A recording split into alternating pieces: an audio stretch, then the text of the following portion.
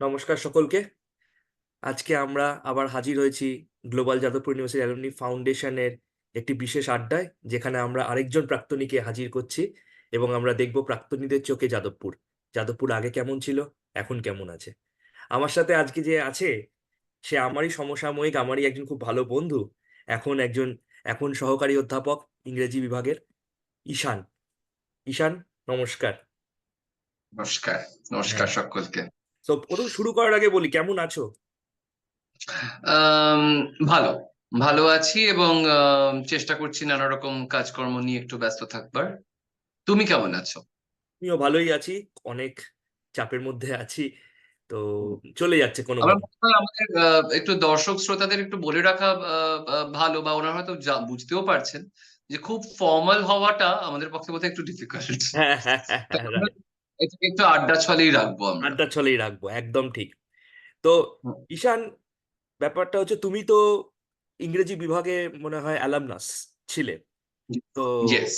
তো তোমার, so what is your experience as a student? কোনো কি মানে যাদবপুরে পড়াকালীন তোমার কোনো বিশেষ ঘটনা মনে পড়ে, বা যাদবপুর আগে কেমন ছিল, এখন তুমি তো অধ্যাপক, এখন কেমন আছে, হুম যদি তুমি বলো ছাত্র হিসেবে হুম কেমন ছিল?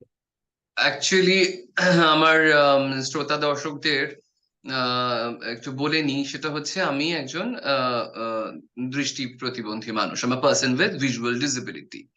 এখন আমি যাদবপুরে জয়েন করি 2012-তে। তার আগে আমি একটি কলেজে, ক্যালকাটা ইউনিভার্সিটির আন্ডারে একটি কলেজে আমি আমার ইউজিটা করেছি। First year, second year, third year, UG 1 2 3। এটা আমরা একটা ছোট্ট একটা কলেজে, আমার বাড়ির কাছে একটি কলেজ, সেখান থেকে আমি ওটা কমপ্লিট করছি। তারপরে আমি জয়েন করি যাদবপুর ইউনিভার্সিটিতে, মাস্টার্স এর একটা এন্ট্রান্স পরীক্ষা যেমন হয় ইংরেজির বিএ অ্যাডমিশন, সেটা দিয়ে তারপর জয়েন করি। এখন আমার আহ, আহ, দৃষ্টিশক্তি সম্পূর্ণ চলে যায় হচ্ছে 19 বছর বয়সে। তার আগে পর্যন্ত আমার চোখে দেখার অসুবিধা ছিল, সেটা একটা অন্য রকমের একটা বড় স্ট্রাগল। কিন্তু 19 বছর বয়স, তখন আমি ফার্স্ট ইয়ারে পড়ি, তখন আমার দৃষ্টিশক্তি সম্পূর্ণ চলে যায়। রিডার রাইটার নিয়ে একটা বিরাট একটা বড় একটা স্ট্রাগল, সেটা অন্য রকম শুরু হয়। রিডার খুঁজে পাওয়া, রাইটার খুঁজে পাওয়া, এটা একটা বড় একটা স্ট্রাগল। তো যাদবপুরে যখন আমি ঢুকলাম, হুম, তখন প্রথম যেটা আমি দেখলাম, আমার পরিষ্কার মনে পড়ে, আমি যেদিনকে অ্যাডমিশন নিতে গেলাম, ওই আমাদের সাইন আপ করতে হতো অপশনালস এর জন্য। ফার্স্ট সেমিস্টারে দুটো, প্রত্যেকটা সেমিস্টারে দুটো করে অপশনাল, 4টে সেমিস্টার মাস্টার্সে, 4টে সেমিস্টারের জন্য 4x2, 4x2, 8টা অপশনাল। তো আমি অপশনালের জন্য, আমি এবং আমার একজন বান্ধবী, সেও দৃষ্টি প্রতিবন্ধী, তো ভিজুয়ালি ডিসেবলড। প্রতিবন্ধকতা বা প্রতিবন্ধী শব্দটাই আমরা ব্যবহার করি আমরা যারা ডিসেবিলিটি রাইটস অ্যাক্টিভিজমের সঙ্গে যুক্ত। তো আমরা দুজনে মানে বুঝতে পারছি না কোন অপশনালটা নেব। তখন আমার মনে আছে আমাদের একজন ফ্যাকাল্টি মেম্বার, তিনি এবং অত্যন্ত সিনিয়র ফ্যাকাল্টি মেম্বার, তিনি কিন্তু আমাদের সঙ্গে আলাদা করে আমাদেরকে একটা ঘরে নিয়ে গিয়ে বসিয়ে, যে কোন কোন অপশনালে আমাদের কোন কোন অপশনালটা নেওয়ার ইচ্ছে, সেটা নিলে কি সুবিধা, নিলে কি অসুবিধা, কোন কোন বইগুলো আমরা ব্রেইলে পেতে পারবো বা অডিও বুক হিসেবে পেতে পারবো, কোনগুলো পাওয়াটা একটু ডিফিকাল্ট হবে, এই এতটা সময় দিয়ে কথা বলে আমাদের সঙ্গে, এবং আমাদেরকে প্রায় একটা হ্যান্ড হোল্ডিং করে যে কোন অপশনাল গুলো নিলে আমাদের সবচেয়ে সুবিধা হতে পারবে, এবং সেই অপশনালের যারা কোঅর্ডিনেটর, তাদেরকে ডেকে এনে আমাদের সঙ্গে আলাপ করিয়ে দেওয়া, যে এনারা তোমাদের কোঅর্ডিনেটর, এরা ছাত্র, এই এই অসুবিধা আছে ইত্যাদি। এই এতটা কিন্তু ওনারা মানে করেছিলেন। আমার মানে স্পষ্ট প্রথম দিনের কথা মনে পড়ে।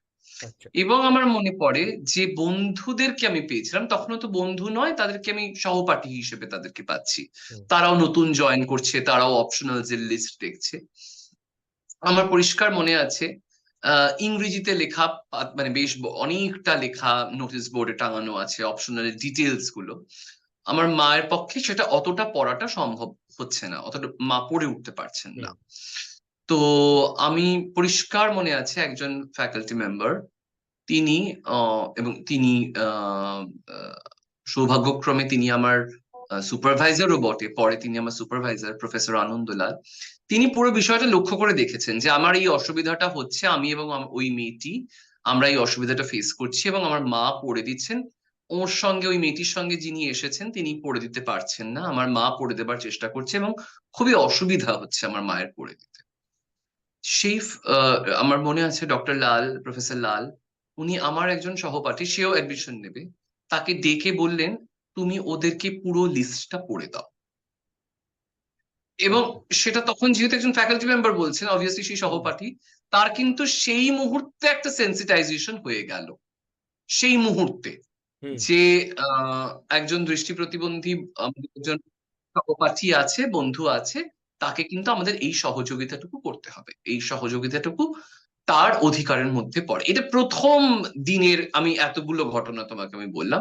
তাছাড়া কয়েকজন বন্ধু তারা নিজে থেকে এগিয়ে এসে ধরো আমার ফোন নাম্বার নিচ্ছে, আমার এবং ওই আচ্ছা মেয়েটির, বা আমরাও তাদের ফোন নাম্বার নিচ্ছি, এক্সচেঞ্জ করছি, এইটা।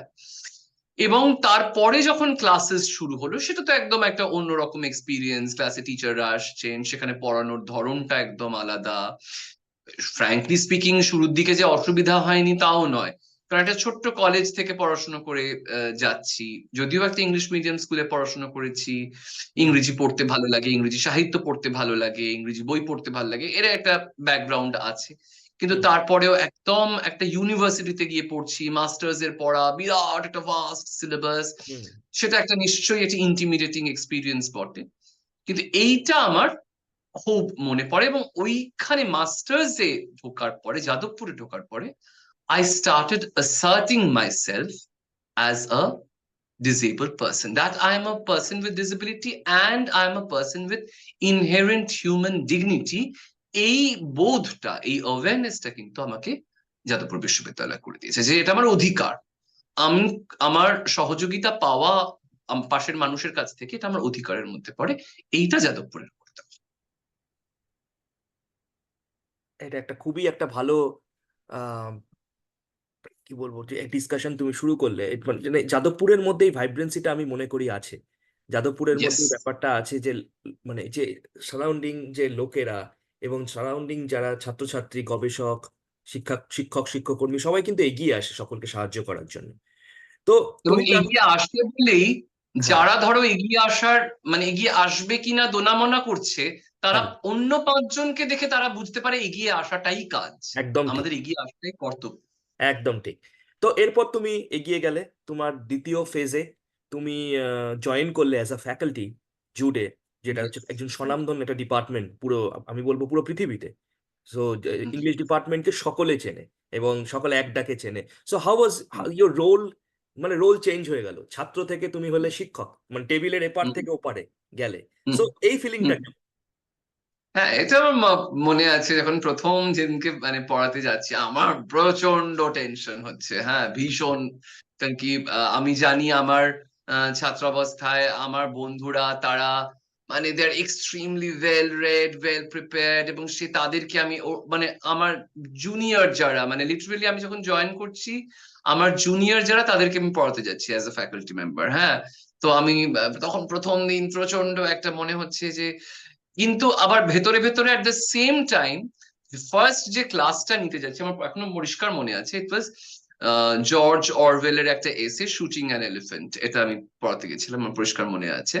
তার আগে কিন্তু আমার একটা কলেজে আমার পড়ানো, একাধিক দুটো কলেজে আমার পড়ানোর অভিজ্ঞতা আছে। একটা কলেজে একটা গেস্ট লেকচারার হিসেবে আমি আহ, মাস 10 মতো পড়িয়েছিলাম, আর আরেকটি কলেজে কলেজ সার্ভিস কমিশন দিয়ে আমি পেয়েছিলাম, সেখানে মাস 6 মতো আমার পড়ানোর একটা অভিজ্ঞতা। যে কারণে পড়ানোর একটা অভিজ্ঞতা আমার ডেফিনেটলি ছিল, কিন্তু যাদবপুরে পড়াতে যাচ্ছি, যেটা আমার আলমা ম্যাটার, সেখানে আমি পড়াতে যাচ্ছি। এবং অন্য কলেজে পড়াতে যাওয়া এবং যাদবপুর বিশ্ববিদ্যালয়ে, এবং এটা কিন্তু মাস্টার্স এর একটা ক্লাস, আমার পরিষ্কার মনে আছে, এটা একটা মাস্টার্স এর ক্লাস পড়াতে যাচ্ছি। তো it was a completely different experience. Tension হচ্ছে, চাপা অ্যাংজাইটি হচ্ছে, অ্যাট দ্য সেম টাইম ভেতরে ভেতরে ওই খিদেটা তৈরি হচ্ছে যে আমার কিন্তু প্রথম ক্লাসেই আমাকে যাকে বলে ছক্কা হাঁকাতে হবে, আমাকে যা ইমপ্রেশন ক্রিয়েট করবার স্টুডেন্টদের উপর বা নিজের কনফিডেন্স বিল্ড করার, সেটা কিন্তু আমাকে প্রথম ক্লাসেই করতে হবে। অতএব মানে অ্যাট দ্য সেম টাইম ভেতরে একটা চাপা অ্যাংজাইটি, আবার তার সঙ্গে সঙ্গে আমাকে ওই ফুল আবার 110% পারফরমেন্স আমি ফার্স্ট ক্লাসে গিয়ে দেবো, যাতে করে এতটুকু ফাঁক কোথাও না থাকে। তো এই দুটো, এবং আরেকটা আমার যেটা মানে it works to my advantage, এটা অনেকের অনেক সময় একটা অসুবিধা হয়, কিন্তু যেহেতু যাদেরকে আমি পড়াতে যাচ্ছি তাদের সঙ্গে আমার বয়সের তখন পার্থক্যটা খুবই কম, 2 বছর 3 বছর 4 বছরের ডিফারেন্স, বয়সের পার্থক্য। আমরা কিন্তু তাদের পালসটা ফিল করতে পারছি, যে তারা কি মানে কি তাদেরকে কিভাবে বললে তারা বুঝতে পারবে, তাদেরকে কি রেফারেন্স দিলে তারা বুঝতে পারবে, কোন পপ কালচার থেকে তাদেরকে উদাহরণ দিলে তারা বুঝতে পারবে। এবং যখন পড়াতে যাচ্ছি আমি জানি যে একটা ড্রাই লেকচার আমি দেবো না, মানে এটা আমি ভেবে রেখেছি যে সেখানে তার মধ্যে একটু হাসি থাকবে, একটু মজা থাকবে, একটু ঠাট্টা থাকবে, একটু জোক থাকবে, তার মধ্যে কিছু ইম্পর্টেন্ট কথা থাকবে, তার মধ্যে কিছু ইম্পর্টেন্ট পলিটিক্যাল কথা, পলিটিক্যাল মানে আমি পার্টি পলিটিক্স এর কথা হুম। বলছি, রাইট। আমি political in the larger political sense yes. বলছি, এটা একটা পলিটিক্যাল মেসেজ থাকবে, হুম। এমন কিছু থাকবে যেটা টেক অ্যাওয়ে থাকবে, ক্লাস থেকে তারা নিয়ে যাবে, সেইটা থাকবে। আবার অ্যাট দ্য সেম টাইম ক্লাসের যে মানে তুখর স্টুডেন্ট নয় যে ছেলেটি বা মেয়েটি বা স্টুডেন্টটি, সেও আমার ক্লাসটা ফলো করতে পারবে, এইটা। এবং ক্লাসের লাস্ট বেঞ্চ অব্দি আমার কণ্ঠ পৌঁছবে, এবং ক্লাসের উপর আমার একটা কন্ট্রোল থাকবে, মানে হুম। ক্লাসটা, কারণ আমি তো ক্লাসের সঙ্গে আই কন্ট্যাক্ট করতে পারছি না, সেটা তো আমি জানি, সেটা আমি করতে পারছি না। হুম। আই কন্ট্যাক্ট যেটা খুব ইম্পর্টেন্ট, স্টুডেন্টদের সঙ্গে আই কন্ট্যাক্ট রাখা, রাইট। কিন্তু আমি আমার কণ্ঠ দিয়ে, আমি আমার শরীরী ভাষা দিয়ে, আমি আমার বডি ল্যাঙ্গুয়েজ দিয়ে সেইটা আমি কিভাবে ক্লাসটাকে আমি আমার নিজের কন্ট্রোলে রাখবো, এইটাও আমার কাছে একটা মানে প্রথম মানে এতটা ভেবে আমি কিন্তু ফার্স্ট মানে ক্লাসটা করতে গেছিলাম, মানে তার পিছনে কিন্তু এতটা ভাবনা ছিল ব্যাকগ্রাউন্ডে। বাহ, এটা একটা অসাধারণ একটা অভিজ্ঞতা, আমিও জানি, এটা একটা বুঝতে পারছি। তো আমরা এগিয়ে চলি। ঈশান আমাদের সাথে একটা প্রজেক্ট করছে গ্লোবাল যাদবপুর ইউনিভার্সিটি অ্যালামনি ফাউন্ডেশনে, যেখানে ঈশানকে আমি জিজ্ঞেস করবো প্রজেক্টটার ব্যাপারে বিশদে। এবং হুম প্রজেক্টের একটা ইউনিকনেস আছে যেটা ঈশানই ডিসক্রাইব করবে কিছুক্ষণের মধ্যেই। সো হুম আমরা দর্শককে অনুরোধ করব প্রজেক্টটার ব্যাপারে ভালো করে বুঝতে, জানতে, এবং প্রজেক্টটার কে ডোনেট করতে আমরা চাইবো, যেহেতু আমরা এটা ফান্ড রেজিং শুরু করব অতি শীঘ্রই। তো ঈশান, তুমি যদি প্রজেক্টটার ব্যাপারে কিছু বলো, মানে প্রজেক্টটার আউটলাইন এবং প্রজেক্টটার বিশদ বিবরণ। প্রজেক্টের নাম আমি আপাতত রেখেছি Crip Lit Cards, Crip CRIP, Crip Lit Cards. আমি বলছি ক্রিপ লিট কার্ডসটা কি, কিন্তু তার আগে একটু ছোট্ট একটু ব্যাকগ্রাউন্ডটা দিয়ে নেবার প্রয়োজন আছে। আমি যখন পড়াতে ঢুকলাম তখন একটা বড় একটা গ্যাপ ছিল, এবং সেটা আমাকে যারা ফ্যাকাল্টি মেম্বার্স ছিলেন তারা নিজেরাই বলেছিলেন যে আমি যখন পড়াতে ঢুকছি একটা গ্যাপ আমাকে অ্যাড্রেস করতে হবে ডিপার্টমেন্টে, সেটা হচ্ছে disability studies, critical disability studies. Queer studies পড়ানো হয়, ফেমিনিজম পড়ানো হয়, দলিত লিটারেচার পড়ানো হয়, পোস্ট কলোনিয়ালিজম, ব্ল্যাক লিটারেচার, এগুলো পড়ানো হয়, মানে যেটাকে আমরা বলি ভয়েসেস ফ্রম দ্য মার্জিন, প্রান্তিক বা প্রান্তে থাকা মানুষদের কণ্ঠস্বর, বা সাহিত্যে উঠে আসছে, সংস্কৃতিতে উঠে আসছে, এইগুলো নিয়ে একরকম একটা আলোচনা হয়। আমি নিজে যখন ছাত্র ছিলাম তখনও দেখেছি, কিন্তু আমি যখন পড়াতে এলাম তখন প্রতিবন্ধকতা সংক্রান্ত যে বিদ্যা চর্চা, স্টাডিজ, ডিসেবিলিটি স্টাডিজ, সেটা তখনও পড়ানোর কেউ ছিলেন না, বা পড়ানো হতো না, এইভাবে যদি বলা যায়, পড়ানো হতো না, এই ফ্রেজিংটাই আমার মনে হয় বেটার। তো আমি সেইটা পড়ানো শুরু করলাম। ডিসেবিলিটি স্টাডিজ এর উপর কোর্স আমি ইন্ট্রোডিউস করলাম আলাদা করে। লিটারেচার এন্ড মার্জিনালিটি বলে PG2 তে একটা কোর কোর্স আছে, সেখানে ডিসেবিলিটি মডিউলটা আমি পড়াতে শুরু করলাম, একটা আলাদা একটা অপশনাল দিলাম ডিসেবিলিটি ইন ইন্ডিয়ান লিটারেচার বলে। তো এবং অন্যান্য নানা রকম কোর্সে যেরকম আমাদেরকে ক্যাননিক্যাল লিটারেচার যেগুলো পড়াতে হয়, যেমন রেনেসন্সের সাহিত্য পড়াতে হয়, romantic literature, Victorian literature, modern literature, post colonial literature, যেগুলো মানে ক্যাননিক্যাল লিটারেচার, কনভেনশনাল, সেগুলো পড়াচ্ছি। তার সঙ্গে সঙ্গে প্রতিটা কোর্সেই অন্তত চেষ্টা করছি যদি একটা ডিসেবিলিটি লেন্স আনা যায়। যেমন প্রতিটা কোর্সেই আমরা চেষ্টা করি যে যদি একটা নারীবাদের একটা আতশ কাচ নিয়ে আসা যায় পড়বার জন্য, তেমনি যদি সম্ভব হয়, এই চেষ্টাটুকু আমার ডেফিনেটলি প্রথম থেকেই ছিল। অন্যান্য আমার এরিয়াস অফ ইন্টারেস্টের সঙ্গে, যেহেতু আমার ক্রিটিক্যাল ডিসেবিলিটি স্টাডিজ একটা রিসার্চ ফিল্ড, আমার মনে পড়ে 2020-তে এটা হচ্ছে একটা স্টার্টিং পয়েন্ট। এই এই যে প্রজেক্টটা আমার মাথায় কিভাবে এলো, 2020-তে আমার মনে পড়ে যে কোর্সের কথা বললাম, PG-12 লিটারেচার এন্ড মার্জিনালিটি, সেখানে আমি একটা স্টুডেন্টদেরকে বলি একটা ক্লাস প্রেজেন্টেশন দিতে। তো তারা অনেকগুলো গ্রুপ ক্লাস প্রেজেন্টেশনস দেয়, প্রায় মোটামুটি বোধহয় 10টা গ্রুপ মতো ক্লাস প্রেজেন্টেশন দেয়। তার মধ্যে একটি গ্রুপ আমার মনে আছে, তারা একটা ক্লাস প্রেজেন্টেশন করে যেখানে দে টকড অ্যাবাউট ব্রেইল গ্রাফিটি, কিন্তু শুধু টকড অ্যাবাউট এর মধ্যে তারা নিজেদের প্রেজেন্টেশন থেকে সীমাবদ্ধ রাখলো না।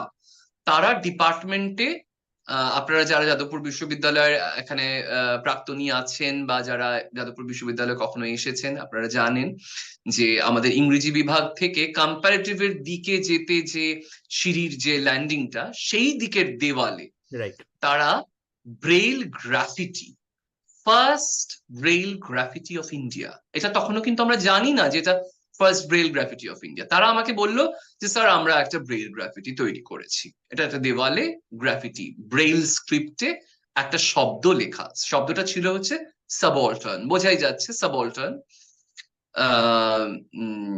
সাবঅল্টার্ন শব্দটি লেখা ব্রেইল ইয়েতে, হরফে, এবং তারা টেনিস বলকে মাঝখান থেকে কেটে সিমেন্ট দিয়ে দেওয়ালে আটকে আটকে ওই ডটস গুলো তৈরি করেছিল। যারা আপনারা ব্রেইল হরফ কেমন দেখতে হয়, ব্রেইল লিপি কেমন দেখতে হয় যারা জানেন, বা যারা জানেন না তারা হয়তো গুগল করে দেখে নিতে পারবেন।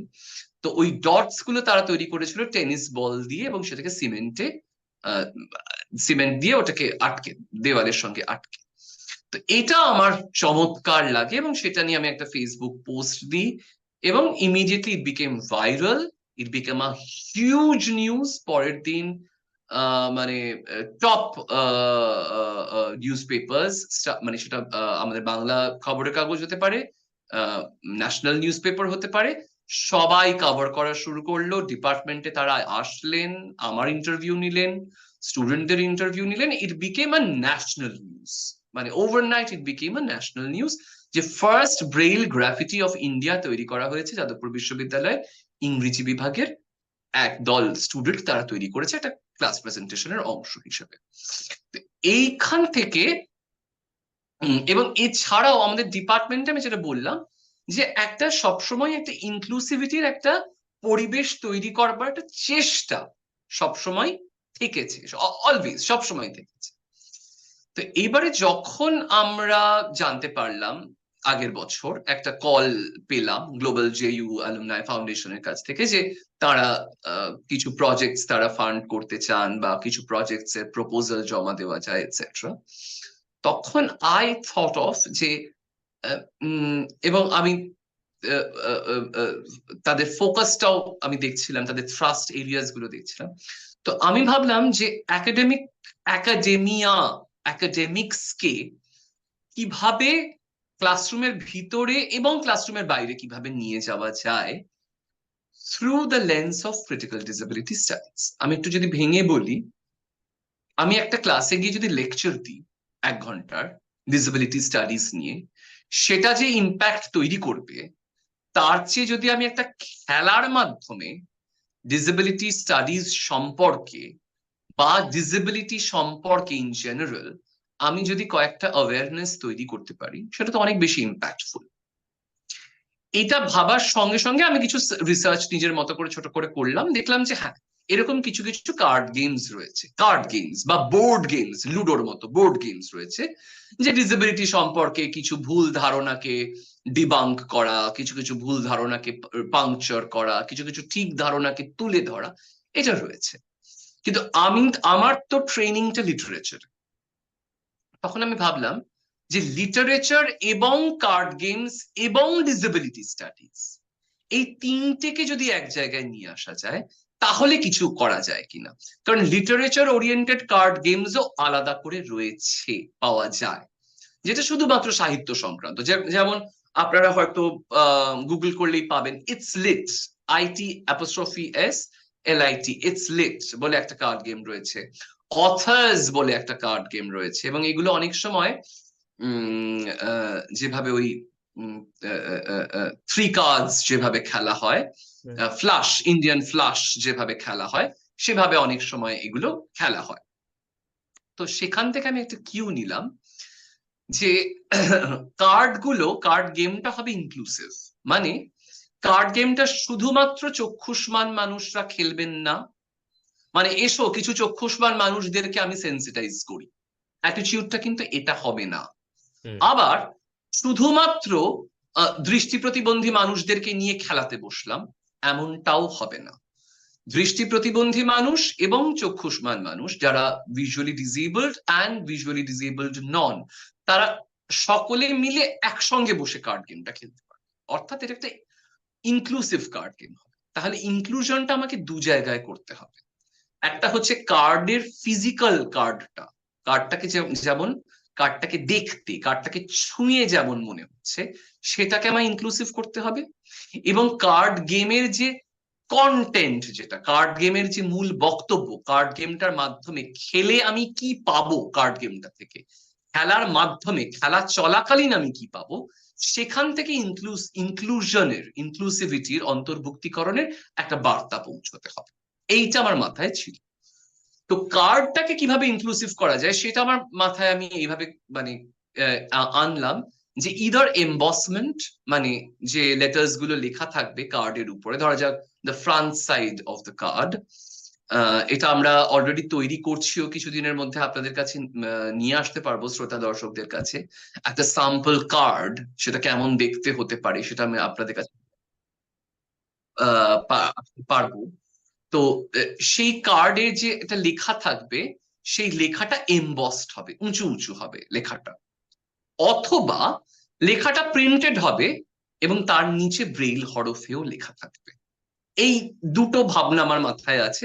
সেইটা এখনো একটুখানি রিসার্চের একটা বিষয়, সেটা ডেফিনেটলি সেটার জন্যই ফান্ড, সেটার জন্যই রিসার্চ, যে আমার যাদের সঙ্গে ইন্টারভিউ করব, যাদের কাছ থেকে জানতে চাইবো যে কোনটা বেশি এফেক্টিভ হবে, সেইটা একটা। এটা গেল শুধু কার্ড। কিন্তু কার্ডে একজন, ধরা যাক একজন লেখকের নাম রয়েছে, আমি একটা সাপোজ একটা নাম বলছি আপনাদেরকে, অ্যালবার্ট বার্লিন, একটা নাম বললাম, ALBERT, বার্লিন, BALLIN, পুরো নামটা হচ্ছে অ্যালবার্ট ভিক্টর বার্লিন। এনার নামটা আমরা বোধহয় কেউই শুনি, কিন্তু ইনি একজন সাহিত্যিক। ইনি নিউ ইয়র্কে এনার জন্ম, 1861 সালে এনার জন্ম, 1932 সালে এনার মৃত্যু। ইনি একজন শ্রবণ প্রতিবন্ধী সাহিত্যিক। তার বিখ্যাত বইয়ের নাম the deaf mute howls, howls মানে চিৎকার, ডেফ মিউট হাউলস, নামটা থেকেই বোঝা যাচ্ছে যেটা প্রতিবাদের ব্যাপার রয়েছে বইটার মধ্যে। এই বইটা তিনি লিখেছিলেন। এটার ব্যাপারে আমরা কজন জানি?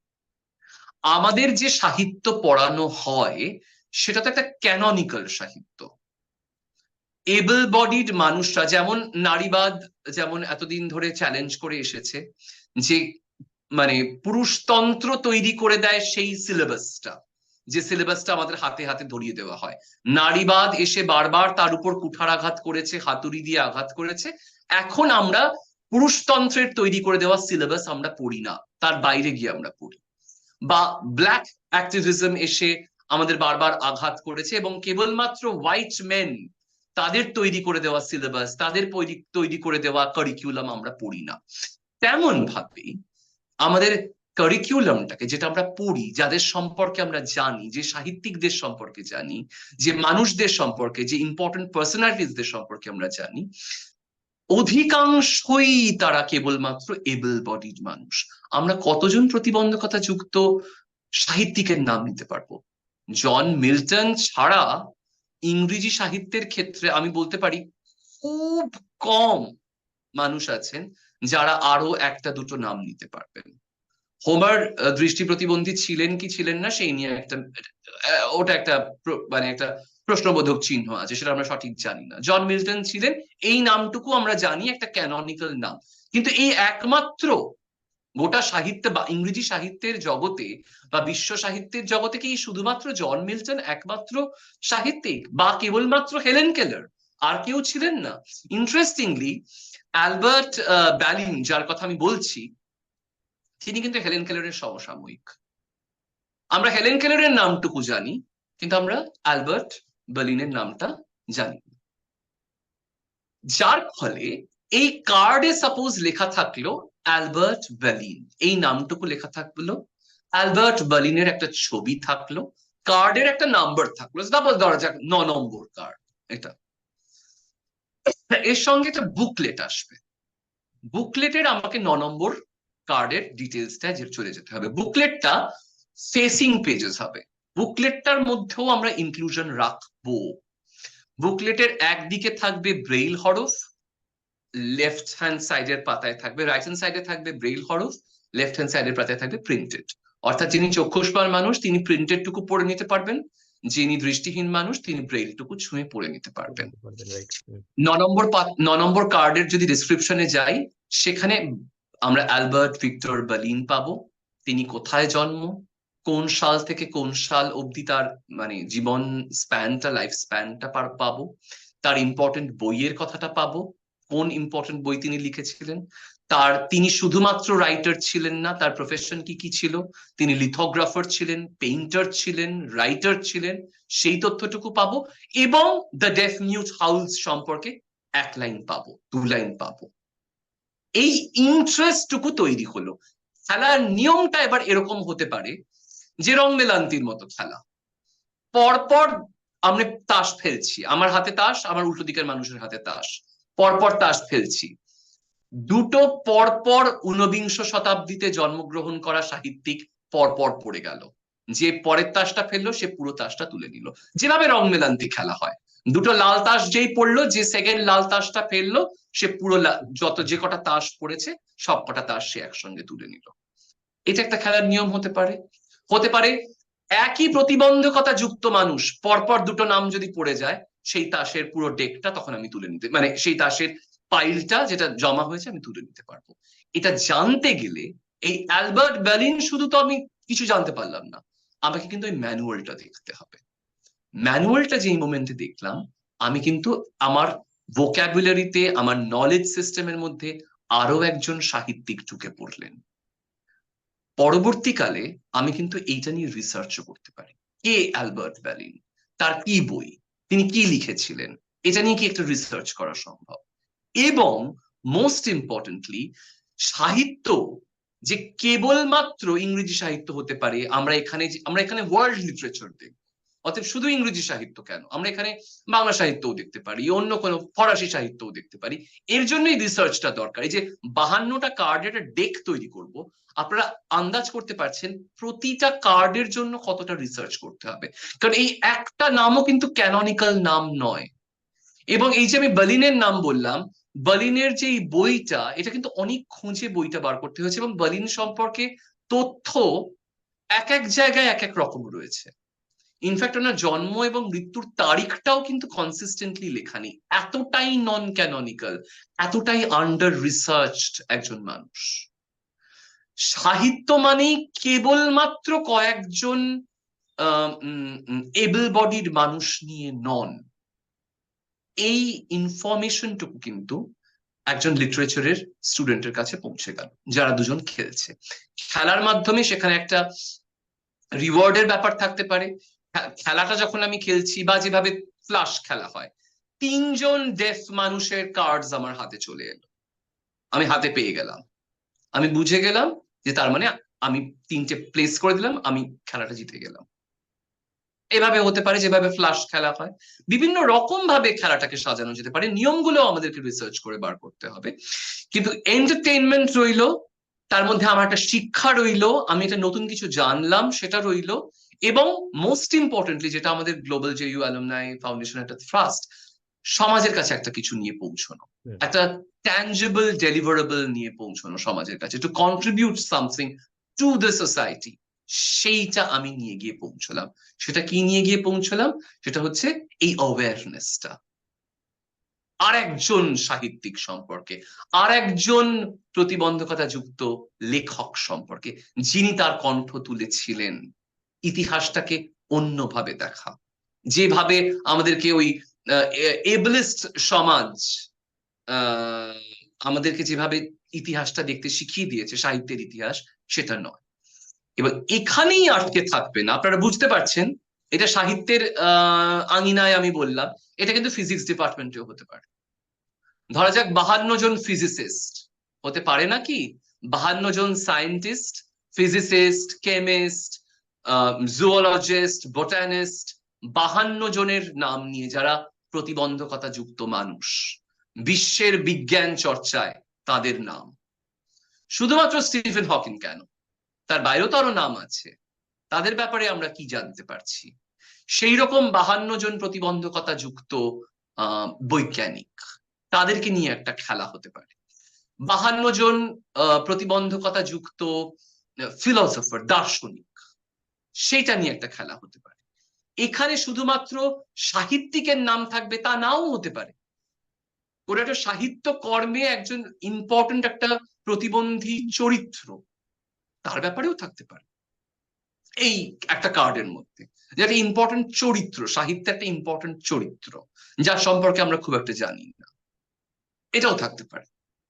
অতএব এটা আমি সাহিত্যের আঙিনা থেকে শুরু করছি বটে প্রজেক্টটা, কিন্তু আপনারা বুঝবেন যে এটা কিন্তু শুধু সাহিত্যের ক্ষেত্রে সীমাবদ্ধ থাকবে না।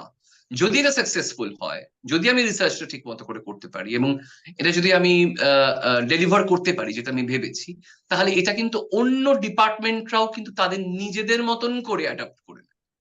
এবং এটার মাধ্যমে কিন্তু একটা অল্টারনেটিভ একটা কারিকুলাম তৈরি করে ফেলা সম্ভব, একটা অল্টারনেটিভ একটা ক্যানন তৈরি করে ফেলা সম্ভব। কতগুলো জিনিস যেটা আমাকে ক্লাসে গিয়ে ড্রাইলি পড়িয়ে যেতে হতো, সেটা কিন্তু আমি কার্ড গেমস এর মাধ্যমে পড়ালাম। এবং যেটা হয়তো আমি পড়াতাম না, যেগুলো বাদ হয়ে যেত, যে নামগুলো, এই যে অ্যালবার্ট বার্লিন, এই নামটা তো বাদ হয়ে যেত আমাদের সাহিত্যের ইতিহাস থেকে, কিন্তু সেই নামটাও কিন্তু চলে এলো খেলার মধ্যে দিয়ে। সেটাও কিন্তু এই রিসার্চের এক্সট্রা দিকটা খুলে গেল। এবং মোস্ট ইম্পর্টেন্টলি, এটা আমি ইউনিভার্সিটির আঙিনায় শুরু করছি বটে, আপনারা এটাও বুঝতে পারছেন, এটাকে অনেক টোন ডাউন করে এটাকে কিন্তু স্কুল স্টুডেন্টদের জন্য তৈরি করা যেতে পারে খেলাটাকে আরো ইন্টারেস্টিং করে। স্কুল স্টুডেন্টদের জন্য সেখানে হয়তো অনেক বেশি সাহিত্যের চরিত্রদের নাম থাকলো, অত সাহিত্যিকদের নাম না রেখে সাহিত্য থেকে চরিত্র, এবং সেই চরিত্রগুলোকে কিভাবে ডেপিক্ট করা হয়েছে, তার মধ্যে কোনো সমস্যা রয়েছে কিনা সেই চরিত্রগুলোকে ডেপিক্ট করার মধ্যে, সেই চরিত্র কিছু পজিটিভ রিপ্রেজেন্টেশন অফ ডিসেবিলিটি আমরা যদি দেখে থাকি, কোন সিনেমায় দেখেছি, সিনেমা নিয়েও হতে পারে এরকম একটা কার্ড গেমস, কেন হতে পারে না? যারা ফিল্ম স্টাডিজ নিয়ে করছেন, disabled characters in films, disabled film makers, disabled actors, সেই নিয়েও হতে পারে একটা কার্ড গেম। তো আমি যেটা বলতে চাইছি যে এটা কিন্তু ইন্টারডিসিপ্লিনারি, আমি সাহিত্যের আঙিনা থেকে শুরু করব বটে, কিন্তু যদি এটা আমি সাকসেসফুলি করতে পারি, এটা কিন্তু অন্যান্য ফিল্ডেও আমি ছড়িয়ে দিতে পারবো।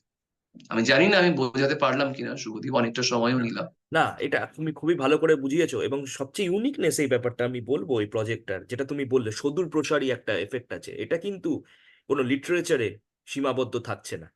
ব্যাপারটা ইয়েস, যেমন তুমি বললে ফিজিক্স হতে পারে কোনো একটা, আমি যেমন আমার ফিল্ডে বলতে পারি একজন মাইক্রোবায়োলজিস্ট, বায়োটেকনোলজিস্ট, বা ভালো ধরে নাও জুলজিস্ট।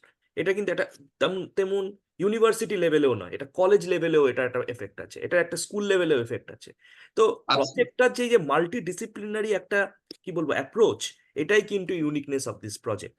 এবং আমি আমি যেমন এখন মানে ইন্ডিয়াতে যখন ছিলাম কার্ড খেলতাম, এবং এখানে এসে আমি ইউএসএ তে দেখছি যে কার্ড গেমস এর মাধ্যমে যে শিক্ষাটা, সেটা কিন্তু খুবই আজকালকার দিনে একটা মানে কি বলবো একটা একটা ভালো মানে খেলার মাধ্যমে শিক্ষা, এটা কিন্তু একটা বড় ব্যাপার। যেমন শিক্ষাটা মোনোটোনাস থাকছে না, শিক্ষাটা খেলার মাধ্যমে যখন তুমি কিছু বোঝাচ্ছ, সেটা আরো ভালোভাবে লোকের কাছে পৌঁছচ্ছে, এবং লোকে জানতে পারছে এটার ব্যাপারে আরো ভালো করে। তো এই এই তোমার যে আইডিয়াটা, এটা কিন্তু একটা সুদূর প্রসারী এফেক্ট, এবং এটা কিন্তু খুবই হেল্পফুল হবে সোসাইটির জন্য, যেটা আমাদের ভিশন, আমাদের ফাউন্ডেশনের, যেটা আমরা সোসাইটি এবং যাদবপুরকে একসাথে মিলিয়ে এগোতে চাই। আমরা ইয়েস। সকল আমরা ফান্ড রেজিং ইতিমধ্যে এটা শুরু করব। আমরা কিছুদিন পর থেকে এটা ফান্ড রেজিং শুরু হবে এবং আমরা সকল ডোনারকে আমরা অনুরোধ করছি এখানে ফান্ড রেজিং এ হেল্প করতে। এবং আমরা শীঘ্রই আমাদের ওয়েবসাইট এবং আমাদের সব জায়গায় এটাকে নিয়ে আরো বিশদে আসার চেষ্টা করব। সো এগিয়ে চলি। ঈশান, একটা প্রশ্ন হচ্ছে, যাদবপুরে তুমি প্রাক্তনী ছিলে, এখন তুমি অধ্যাপক।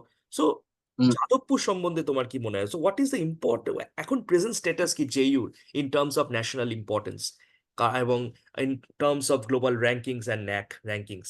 তোমার কি মনে হয়? What is your opinion? Ranking এর কথা তো আমরা সবাই মোটামুটি জানি যে যাদবপুর সবসময় একটা অত্যন্ত ভালো র্যাঙ্ক করে এবং একদম টপ কয়েকটা ইউনিভার্সিটিজ এর মধ্যে সবসময় থাকে। আমরা ইনফ্যাক্ট মানে we are in the process of preparing ourselves for an upcoming knack visit, সেটাও আমাদের হবে এবং আমরা আশা করব and we are also very confident যে আমাদের ন্যাক এটা খুব ভালো হবে। ন্যাক ইভ্যালুয়েশনটা আমাদের এবারেও খুব ভালো হবে, যেরকম আগেও হয়েছে। সবসময় আমরা একটা খুব উপরের দিকের একটা গ্রেড আমরা পেয়েছি, এ প্লাস এরকম গ্রেড আমরা সবসময় পেয়েছি, এ প্লাস বা সেরকম। এবং এই যে বিভিন্ন র্যাঙ্কিংস যেগুলো আছে, ন্যাকের হোক বা ওয়ার্ল্ড র্যাঙ্কিং হোক, সেটা তো আছেই, কিন্তু র্যাঙ্কিং এর চেয়েও বেশি যেটা আমার গুরুত্বপূর্ণ বলে যাদবপুর থেকে সব সময় মনে হচ্ছে ক্রিটিক্যাল থিঙ্কিং। যেইটা কিন্তু আমার, তুমি যেটা বললে যে দেশের ক্ষেত্রে এবং এমনকি বিশ্বের ক্ষেত্রে আহ আমাদের যে অবস্থান এখন, আমাদের যে অবস্থা যার মধ্যে দিয়ে আমরা চলেছি, ক্রিটিক্যাল থিঙ্কিং নষ্ট হয়ে যাবার একটা প্রতিনিয়ত যেন একটা মনে হয় যেন ক্রিটিক্যাল থিঙ্কিং নষ্ট হয়ে যাবে বা যাচ্ছে, বা ভোতা হয়ে যাবার একটা যেন প্রবণতা তৈরি হচ্ছে। সেইখানে কিন্তু আমি সব সময় মনে করি Jadavpur university always Faustus critical thinking. প্রশ্ন করো, প্রশ্ন করো, কোনো কিছুকে প্রশ্নাতীত বলে ধরে নিও না। কোনো কিছুকে বলে দিচ্ছে কেউ একজন, বলে দিল বলে তুমি মেনে নিলে, আমি বলে দিলাম মানেই তোমাকে তোমাকে মেনে নিতে হবে, মেনে নিতে হবে না, তোমাকে প্রশ্ন করতে হবে। তুমি প্রশ্ন করে বারবার যাচাই করে বাজিয়ে নিয়ে দেখবে, বাজিয়ে নিয়ে জানবে। আমাদের এখন যে একটা চূড়ান্ত একটা ডেলিউজ অফ ইনফরমেশন, চারিদিকে তথ্যের একেবারে প্লাবন এবং নানা রকমের ন্যারেটিভ, নানা রকম মানুষ, নানা রকম গোষ্ঠী, নানা রকম সম্প্রদায়, নানা রকম নানা রকম জায়গা থেকে আমাদের নানা রকম ন্যারেটিভ আসতে থাকে। এক একটা ঘটনাকে, এক একটা অবস্থানকে, এক একটা পরিবেশকে আমাদের নানা রকম ন্যারেটিভ দিয়ে আমাদেরকে একেবারে প্লাবিত করে দেওয়া হয়। কিন্তু এই যে ন্যারেটিভ গুলোকে প্রশ্ন করা, এটা না ওটা, এটা না ওটা, এটা ঠিক না ওটা ঠিক, এটার এই দিকটা, এটা ওটার ওই দিকটা, আচ্ছা এটা কেন এটা বলা হলো, ওটা কেন ওটা বলা হলো, এটার পিছনে কারণ কি, কেন, কেন, প্রশ্নগুলো খুব ইম্পর্টেন্ট। এবং আমার একটা ছোট্ট একটা কথা বলি, এটা হয়তো একটুখানি আমি জানি না অপ্রাসঙ্গিক হবে না বলেই মনে হয়। পবিত্র সরকার একটা খুব ইম্পর্টেন্ট কথা বলেছিলেন। 3 ধরনের প্রশ্ন স্টুডেন্টদের কাছ থেকে উনি বলছিলেন যে আসে 3 ধরনের প্রশ্ন। একটা হচ্ছে এটা কি, কি প্রশ্নগুলো, হোয়াট ইজ দিস, হুম। এটা কি, এটা আলো, এটা খুব সহজ প্রশ্ন। হুম। তারপর একটা প্রশ্ন আসে কিভাবে, এটা কিভাবে চলে, এটা কিভাবে কাজ করে, আলো কিভাবে চলে।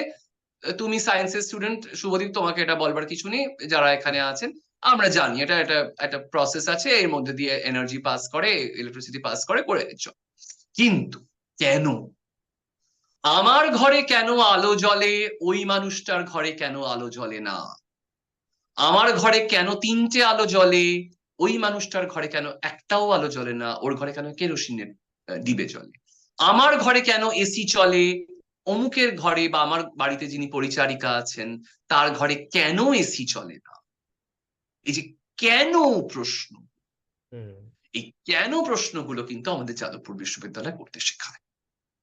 কেন, এবং এইটা আমার মনে হয় যত দিন যাবে যাদবপুর বিশ্ববিদ্যালয় এবং যাদবপুর বিশ্ববিদ্যালয়ের কারিকুলাম, তার টেম্পারামেন্টের রেলিভেন্স আরো দিন দিন বাড়বে। যত আমাদেরকে চেষ্টা করা হবে আমাদেরকে কিছু একটা গিলিয়ে দেবার, কিছু একটা স্পুন ফিড করে দেবার, কোনো একটা ন্যারেটিভ চাপিয়ে দেবার, সেটা যে কোনো দিক থেকে, যে কোনো কোণা থেকেই হতে পারে, বিশ্বের যে কোনো কোণা থেকে হতে পারে, ততই কিন্তু আমাদের এই শিক্ষাটা, যাদবপুরের এই শিক্ষাটা, কেন প্রশ্ন করার শিক্ষাটা, কেন তোমার কথা মেনে নেব, এই শিক্ষাটা আমার মনে হয় তত বেশি রেলেভেন্ট। আমি জানি না আমি অ্যাড্রেস করতে পারলাম না, কিনা তোমার তুমি একটা প্রশ্নটা। জিনিস যেটা ঠিক বলেছো, যাদবপুর আমাদের প্রশ্ন করতে শেখায়, যেটা হচ্ছে অ্যাবসলিউটলি। Critical thinking. এটা কিন্তু আমি বলবো, আমি তো অনেক জায়গায় থেকেছি, আমি ক্যালকাটা ইউনিভার্সিটি থেকে এসেছি, যাদবপুর থেকে এখন পার্টু বিভিন্ন জায়গায়, কিন্তু যাদবপুরে আমাদের কিন্তু আমার অনেকটা সময়, সেখানে আমরা কিন্তু হুম, ক্রিটিক্যাল থিঙ্কিং ব্যাপারটা, এই যে প্রশ্ন করা, যে তুমি যেটা বললে প্রাসঙ্গিকতা, যে যে 3 নম্বর প্রশ্নটা, যে আমার বাড়িতে আলো আছে, তার বাড়িতে কেন কম আলো আছে, এরকম এই ব্যাপারটা, এটাই কিন্তু যাদবপুর আমাদের ভাবতে শেখায় এবং জানতে শেখায় এবং প্রশ্ন করতে শেখায়। তো অ্যাবসলিউটলি। আমি তোমার কাছে একটা প্রশ্ন করি, তোমার কি মনে হয়, what is the role of alumni for the upliftment of Jadavpur university? Alumni এর কি রোল হওয়া উচিত? এখন দেখছো যে অনেক অ্যাসোসিয়েশন, তোমরা রোজই খবরের কাগজে দেখছো যে অনেক অ্যাসোসিয়েশন অনেক ডিপার্টমেন্টকে, যাদবপুরকে সাহায্য করছে, এবং একটা ফান্ড ক্রাঞ্চের মধ্যে দিয়ে যাদবপুর যাচ্ছে, বিভিন্ন জায়গায় হুম। বিভিন্ন ফান্ডিং এর মধ্যে দিয়ে অনেকটা ফান্ড ক্রাঞ্চ যাচ্ছে। সো এখানে অ্যালুমনিদের কি ভূমিকা হওয়া উচিত? এবং এর সাথে সাথে আরেকটাও তোমাকে প্রশ্ন করি, যে রিসেন্টলি তুমি নিশ্চয়ই শুনেছো, অ্যালুমনি সেল অ্যাকচুয়ালি যাদবপুর হুম। ইউনিভার্সিটি একটা ইনিশিয়েটিভ নিয়েছে, যেটা একটি ভালো হুম। ইনিশিয়েটিভ আমি মনে করি, যেখানে ওনারা সকল অ্যাসোসিয়েশনকে একত্রে আনার চেষ্টা করছেন এবং কাজ করার চেষ্টা করছেন। তোমার এটাতে টেক অন কি? So what is your take on for that? যাদবপুরের অ্যালুমনাইদের একটা বিরাট কন্ট্রিবিউশন তো আমরা দেখেছিলাম কোভিড এর সময়। একটা বিরাট কন্ট্রিবিউশন। এবং আমরা সত্যিই জানি যে যাদবপুর বিশ্ববিদ্যালয় একটা ফান্ড ব্রাঞ্চের মধ্যে দিয়ে যাচ্ছে। একটা একটা ফান্ডের দিক থেকে একটা ক্রাইসিস রয়েছে। এবং আহ, একটা যেগুলোর কথা আমরা বললাম, এই মুক্ত চিন্তা বা ক্রিটিক্যাল থিঙ্কিং, এগুলো সমস্তটার ক্ষেত্রেই, এই যে আজকে আমি যে প্রজেক্টটার কথা আপনাদের বললাম, প্রত্যেকটার ক্ষেত্রেই একটা ডেফিনেটলি একটা বড় ভূমিকা আছে। সেটা হচ্ছে আমার টাকা দরকার, আমার ফান্ড দরকার। আমি ফান্ড না পেলে আমি রিসার্চার এমপ্লয় করতে পারবো না। এটা আপনারা বুঝতে পারছেন। একজন একাধিক 2 জন রিসার্চার লাগবে 1 বছরের জন্য। আমাকে তাদেরকে পেমেন্ট করতে হবে, আমাকে এটা প্রডিউস করতে হবে, এই পুরো এটা, এই আহ, আহ, ক্ষেত্রগুলো। এবং শুধু তাই নয়, যাদবপুরের এমনকি ফাংশনিং এর ক্ষেত্র আমার মনে হয় অ্যালুমনাই সবসময় কিন্তু একটা চেক অ্যান্ড ব্যালেন্স রাখে। যে এবং রাখাটা আমার মনে হয়, যেহেতু আমাদেরকে যাদবপুর শিখিয়েছে প্রশ্ন করতে, প্রয়োজনে কিন্তু আমিও কিন্তু দেখি যে যাদবপুর আমার কোনো একটা প্রত্যাশা পূরণ করছে না। আমি যাদবপুরের কাছ থেকে যেটা আমি আশা করছি, এই দিকটা সেটা পূরণ হচ্ছে না, তখন কিন্তু ওই alumni association comes into play. তারা কিন্তু সেই প্রশ্নগুলো তুলে দেয় যে আমরা আমাদের অ্যালমা ম্যাটারের কাছ থেকে এটা আশা করতে পারি না কেন। আমরা যদি কোথাও কোনো রকম কোনো খামতি থাকে, অসুবিধা থাকে, আমরা এগিয়ে আসবো। কারণ আমরা তো যাদবপুর থেকে পেয়েছি, তাহলে যাদবপুরকেও আমি দেব, আমি কিছু ফিরিয়েও দেবো যাদবপুরকে। আমি যাদবপুরের কাছ থেকে নিয়েছি এতটা, আজকে আমি এইখানে এই জায়গায় প্রতিষ্ঠিত, তাহলে আমি যাদবপুরকে ফিরিয়েও দেব। এবং আমি যাদবপুরকে অ্যাট দ্য সেম টাইম, যাদবপুরের সামনে প্রয়োজনে সময় সময় বিভিন্ন সময় আমি একটা আয়নাও তুলে ধরবো যাদবপুরের সামনে, যে যাদবপুরের কাছ থেকে কিন্তু আমরা এইগুলো আশা করি, যাতে করে আমরা আমাদের আলমা ম্যাটারের কাছ থেকে যা পেয়েছি, আমাদের ভবিষ্যৎ প্রজন্ম যেন আরো একটু বেশি পেতে পারে। আমি যে ইনক্লুসিভ এনভায়রনমেন্ট পেয়েছি ডিপার্টমেন্ট থেকে, আমি তো চাইবো আমার ছাত্রছাত্রীরা বা আরো যারা ফিউচার জেনারেশন যারা আসবে ভবিষ্যতে, যারা নতুন অ্যাডমিশন নিচ্ছে, তারা আরো ইনক্লুসিভ একটা অ্যাটমসফিয়ার যেন তারা পায়, আরো একটা কন্ডিউসিভ ওয়ার্ক স্পেস যেন তারা পায়। এবং এর জন্য ডেফিনেটলি রিসার্চের খুব প্রয়োজন। যেটা মানে আমরা দেখি যে মানে সব দিক থেকেই অনেক সময় দেখি যে রিসার্চের উপর একটা হাত এসে পড়ে, সেখানে একটা একটা টান পড়ে রিসার্চের জায়গায়। কারণ গবেষণা তো আমাদের প্রশ্ন করতে শেখায়, গবেষণা তো আমাদের চিন্তা করতে শেখায়। শুধুমাত্র আমরা যাদবপুর বিশ্ববিদ্যালয়ে তো শুধুমাত্র কিছু মার্কেটেবল মানে এমপ্লয়িজ তৈরি করে না। আমরা নিশ্চয়ই এমপ্লয়িজ তৈরি করি যারা বাইরে মার্কেটে গিয়ে তারা চাকরি করেন, তারা নিজেদের মতন করে তারা একটা তাদের একটা জীবিকা তারা তৈরি করে নেন, খুঁজে নেন। সেটা তো একটা খুব ইম্পর্টেন্ট, একটা শিক্ষারই খুব একটা ইম্পর্টেন্ট দিক। কিন্তু অ্যাট দ্য সেম টাইম এই যে গবেষণা, আমরা বিভিন্ন জায়গায় আমাদের ছাত্রছাত্রীরা ছড়িয়ে রয়েছে, তারা পিএইচডি করছে, পোস্ট ডক করছে, তারা বিভিন্ন ফেলোশিপ নিয়ে তারা বাইরে যাচ্ছে, ছড়িয়ে পড়ছে, তারা বিভিন্ন নলেজ সিস্টেম এখান থেকে তারা বাইরে নিয়ে যাচ্ছে, বাইরে থেকে তারা এখানে নিয়ে আসছে। এইগুলো কিন্তু আমার মনে হয় পুরোটার জন্য যে রিসার্চ ফান্ড দরকার, সেইটা আমার মনে হয় অ্যালুমনাই অ্যাসোসিয়েশন যদি সেখানে এগিয়ে আসেন, আপনারা যদি হাত বাড়িয়ে দেন, সেটা কিন্তু আমাদের পক্ষে বড্ড উপকারের একটা জায়গা হবে। একদম ঠিক। এবং তোমার তোমার অ্যালামনি সেল সম্বন্ধে কি মতামত, যেটা যাদবপুর রিসেন্টলি অ্যানাউন্স করেছে, তুমি নিশ্চয়ই শুনেছো? হ্যাঁ, এবং এটা আমি অবভিয়াসলি এটা সম্পর্কে আমার আগে খুব একটা ধারণা ছিল না, ফ্র্যাঙ্কলি স্পিকিং, কিন্তু এখন যখন আমি শুনলাম আমি এক্সট্রিমলি হোপফুল, এবং আমি কিন্তু চাই এই অ্যালামনি সেলটা মানে যতটা অ্যাক্টিভলি পারফর্ম করতে পারে, আমি নিজেও এর আমি অংশ হব, এবং আমি ওই যা যা ফর্মালিটিস আছে, ফর্ম ফিল আপ করা থেকে শুরু করে সেগুলো সবই আমি করব। এবং এটা আমার মনে হয় অ্যালুমনি সেল যদি অ্যাক্টিভ হয়, তাহলে কিন্তু আমার মনে হয় অনেকগুলো জায়গায় যেগুলো খানিকটা ঘাটতি মনে হয়, খামতি মনে হয়, সে এবং এই যে সেলটা একটা ইম্পর্টেন্ট কাজ করছে অন্য অনেকগুলো অ্যাসোসিয়েশনকে একটা ছাতার তলায় নিয়ে আসে, এই যে একটা unified power, this is a huge thing. এবং অ্যালুমনাইয়ের কি ক্ষমতা, মানে মানে আমাদের যাদবপুর বিশ্ববিদ্যালয় থেকে বহু কৃতি ছাত্রছাত্রী আমরা তৈরি করেছি, আমরা তৈরি করি, সে তো বটেই। এবং আমরা রিসেন্টলি তো আমরা অনুসুয়া সেনগুপ্তর কথা আমরা তো জানি, ঠিক, একদম। কান ফেস্টিভ্যাল, আমরা তো তার কথাও জানি, তিনিও তো আমাদের অ্যালামনাস, আমাদের যাদবপুর বিশ্ববিদ্যালয়ের অ্যালামনাস, আমাদের ইংরেজি ডিপার্টমেন্টের অ্যালামনাস অ্যালামনাস। ইনফ্যাক্ট। একদম, হ্যাঁ। অনুশীবা। তো যার ফলে এটার যে পাওয়ার, অ্যালুমনাইয়ের যে পাওয়ার, এইটা আমার মনে হয় this is a huge power house which we should harvest. একদম ঠিক। কারণ অ্যালামনিরাই কিন্তু মানে যাদবপুরকে অনেকটা আপলিফমেন্টের দিকে এগিয়ে নিয়ে যেতে পারে। এবং অ্যালামনি যেমন তুমি যেটা বললে, যাদবপুর তাদেরকে বা আমাদের অ্যালামনিকে একটা সময় দিয়েছিল, এখন আমাদেরকে ইন রিটার্ন কিছু ফিরিয়ে দেওয়ার পালা। তো আমি আরেকটা প্রশ্নে চলে যাই। Global Jadavpur university alumni foundation, আমরা তো অনেকগুলো প্রজেক্ট যাদবপুরের সাথে করেছি এবং আমরা অনেকগুলো ডিপার্টমেন্টের সাথে আপাতত কাজ করছি, তোমার সাথেও আমরা কাজ করছি। So what is your opinion about us, how JGUF is doing its job in the university, and আর কি কি আমাদের, তোমার কি থিঙ্কিং অ্যাবাউট আস, সেটা যদি তুমি ভালো একটু বলো আমাদেরকে। আমার যেটা সবচেয়ে ভালো লেগেছিল গ্লোবাল জিও অ্যালুমনাই ফাউন্ডেশনের, যখন আমি প্রথম কলটা মানে কল ফর প্রপোজালটা যখন পাই, কল ফর পিচেস যখন আমি পাই, আমার সবচেয়ে যেটা ভালো লেগেছিল সেটা হচ্ছে ট্যাঞ্জিবল ডেলিভারেবলস। এইটা যে একটা এইরকম যে একটা অ্যাপ্রোচ, রিসার্চ হবে, এমন রিসার্চ হবে যে রিসার্চটা শুধুমাত্র ইউনিভার্সিটির একাডেমিক স্পেসের মধ্যে আটকে থাকবে না, বাইরে সমাজের কাছে পৌঁছবে, একটা বৃহত্তর সমাজের কাছে, যে আমার একটা কর্তব্য রয়েছে, আমার একটা দায়িত্ব রয়েছে, এইটা যে রিসার্চের মাধ্যমে আপলিফট করা। মানে আমরা তো অনেক সময় রিসার্চাররা, আমরা যারা একাডেমিক্স, আমরা অনেক সময় একটা কুকুনের মধ্যে চলে যাই, যে আমি আমার নিজের মতো করে বাড়িতে বসে বসে রিসার্চ করছি, পেপার লিখছি, ছাপাচ্ছি, পাবলিকেশন করছি, মনোগ্রাফ লিখছি, বই ছাপাচ্ছি, একটা নিজের মধ্যে আমি সীমাবদ্ধ হয়ে গেলাম, ছোট একটা গণ্ডির মধ্যে চলে এলাম। আমার বই আমার একটা কোটরির মধ্যে কয়েকজন তারা পড়ছে, একটা নিশ অডিয়েন্স তৈরি হচ্ছে, তারা পড়ছে, ইত্যাদি।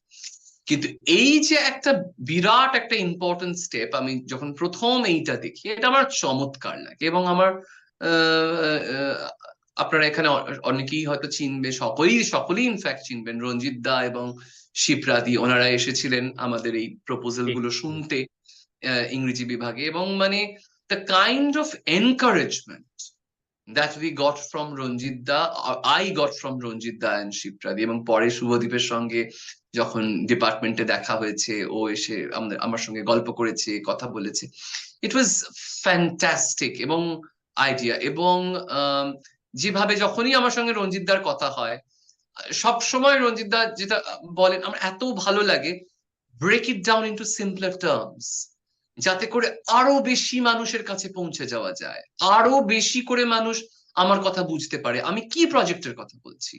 আমি ইনফ্যাক্ট এই আজকে যে শুভদীপের সঙ্গে বসবো, আমি কিন্তু মাথায় কনস্ট্যান্টলি রঞ্জিতদার কথাগুলো আমার মাথায় ছিল, ঠিক। যে একেবারে যে মানুষটা ক্রিটিক্যাল ডিসেবিলিটি স্টাডি সম্পর্কে কিছু জানে না, তার কাছে আমি কিভাবে নিয়ে পৌঁছবো, আমার প্রপোজালটা কিভাবে নিয়ে পৌঁছবো, আমার এই আইডিয়াটা যে অ্যাট অল রেলিভেন্ট সেটা আমি কিভাবে নিয়ে পৌঁছবো। এই যে একটা কনস্ট্যান্ট, এই যে to to foster, to patronize global JU Alumni Foundation has agreed to patronize a bunch of research works which would be relevant for the society, absolutely relevant in the truest sense, materially relevant, একদম হাতে গরম একটা প্রাসঙ্গিকতা রয়েছে। সেইটা আমার কিন্তু খুব ইম্পর্টেন্ট মনে হয়েছে। এবং এই যে কাজটা করছে, এই যে একসঙ্গে ফান্ড পুল করা, এক জায়গায় নিয়ে আসা, রেইজ করা এবং সেটাকে ডিসেমিনেট করা এই বিভিন্ন প্রজেক্টের জন্য, এইটা আমার খুব একটা ইম্পর্টেন্ট কাজ বলে আমার মনে হয়েছে global JU alumni foundation. Thank you so much Ishan, তোমার কমেন্টস গুলোর জন্য। Will really be thankful to you. আমরা একদম অনুষ্ঠানের শেষ প্রান্তে চলে এসেছি, সেখানে আমি আমরা ঈশানকে জিজ্ঞেস করব যে তোমার কি মনে হয় যাদবপুর, এখন তো তুমি একজন শিক্ষক এবং ক্রমে সময় এগোবে, তোমার কি মনে হয় যাদবপুরের আর কি কি অ্যাডপ্ট করা উচিত to make it much more, কি বলবো, যাতে যেটা যাদবপুরকে হেল্প করবে এগিয়ে নিয়ে যাওয়ার জন্য? এবং তোমার কি কি ওপিনিয়ন যাদবপুরের এবং আমাদের অ্যালামনিদেরও কি কি করা উচিত যাতে যাদবপুরকে আমরা এগিয়ে নিয়ে যেতে পারি একসাথে, একত্রে? দেখো, সেটা আমি তো মানে as a disability rights activist আমি সব সময় বলবো ইনক্লুশন। হুম। নিশ্চয়ই কিছুটা হয়েছে, অনেকটা পথ চলা বাকি আমাদের যাদবপুর বিশ্ববিদ্যালয়ে। আপনারা যারা প্রাক্তনী আছেন, হয়তো অনেক বছর আসেন না যাদবপুর বিশ্ববিদ্যালয়ের প্রেমাইসে, ক্যাম্পাসে, আপনারা হয়তো জানেন না আমাদের কিন্তু একটা অ্যাক্সেসিবল লাইব্রেরি তৈরি হয়েছে, যেখানে কিন্তু কিছু কিছু ব্রেইল বই তৈরি হচ্ছে, প্রচুর অডিও বুকস তৈরি হচ্ছে, এরকম একটা লাইব্রেরি কিন্তু হয়েছে। একটা centre for persons with disabilities আছে, এটা হয়তো আপনারা অনেকেই জানেন। সেখানে মানে দৃষ্টিহীন মানুষদেরকে, দৃষ্টিহীন ছাত্রছাত্রীদেরকে একটা সাপোর্ট সিস্টেম দেবার একটা চেষ্টা করা, তাদেরকে কম্পিউটার শেখাবার একটা চেষ্টা, এগুলো কিন্তু হচ্ছে। কিন্তু এগুলো ছোট ছোট স্টেপ, নিশ্চয়ই ইম্পর্টেন্ট, খুব ইম্পর্টেন্ট স্টেপস। কিন্তু ইনক্লুশন সেটা শুধুমাত্র বন্ধকতার ক্ষেত্রে নয়, সার্বিক ক্ষেত্রে অন্তর্ভুক্তিকরণ।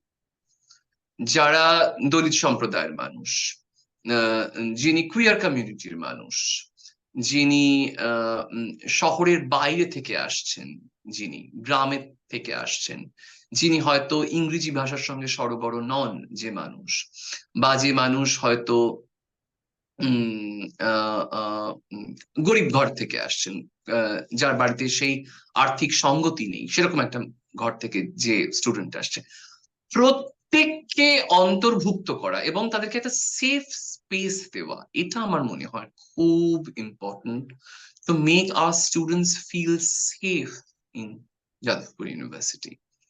এটা যদি আমরা করতে পারি, কারণ অনেক সময় নানা রকম ঘটনা ঘটে, যার জন্য সেই জায়গাটা আমাদের একটা মনে হয় যে আরো একটু সেফ যদি তৈরি করা যায় যাদবপুর বিশ্ববিদ্যালয়কে, আরো একটু যদি অন্তর্ভুক্তিকরণের দিকে যদি আরো একটু এগিয়ে যাওয়া যায়, সেটা এইভাবেই সম্ভব, এরকম নানা রকম পদক্ষেপের মাধ্যমেই সম্ভব, ছোট ছোট পদক্ষেপের মাধ্যমেই সম্ভব।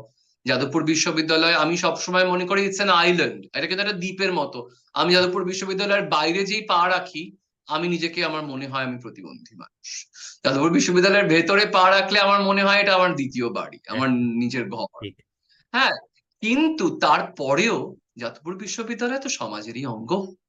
অতএব সেখানেও যদি আরো একটু অন্তর্ভুক্তিকরণের দিকে আমরা এগিয়ে যেতে পারি, সেইটা আমার মনে হয়। এবং যারা নতুন ছাত্রছাত্রী আসছে, খুব ইমপ্রেশনেবল একটা এজে তারা আসছে, তাদেরকে যদি আমরা আরেকটু বুকের মধ্যে টেনে নিতে পারি, সবসময় যাদবপুর সেটা করে, মানে সেটা নিয়ে নতুন করার কথা বলবার কিছু নেই, কিন্তু ইনক্লুশনকে যদি আরো আমরা স্ট্রংলি আপহোল্ড করতে পারি, alumni, teaching, non teaching staff, current students, researchers, administrative staff, সবাই মিলে যদি এটা করতে পারি, তাহলে আমি মনে করব আমি যাদবপুরকে যেভাবে দেখতে চাই সেভাবে দেখতে পেয়েছি। একদম ঠিক। তো আমরা আড্ডা মারতে মারতে অনেকটা সময় আমরা কাটিয়ে ফেললাম। এবং ঈশান আমার খুবই ভালো বন্ধু, এবং ঈশানের সাথে কথা বলে আমার যেটা প্রত্যেকবার মনে হয় আমি নতুন কিছু জানতে পারি। তো এতটাই মানে আমার মানে ব্যাপারটা হচ্ছে যে ওর থেকে আমি অনেক কিছু রেলিভেন্ট জিনিসপত্র জানতে পারি, এবং এইটা আমার খুব ভালো লাগে ঈশানের সাথে কথা বলে। সো থ্যাংক ইউ ঈশান আমাদের সাথে থ্যাংক ইউ আসার জন্য। সো এবং মাচ শুভদীপ এই আড্ডাটার জন্য। হ্যাঁ, আহ, এবং আমি খুব সকল প্রাক্তনীর কাছে অনুরোধ জানাবো ঈশানের প্রজেক্টকে ডোনেট করার জন্য। আমরা রিসেন্টলি ফান্ড রেজিং শুরু করবো, আমাদের ওয়েবসাইটে সবকিছু আপনারা পাবেন।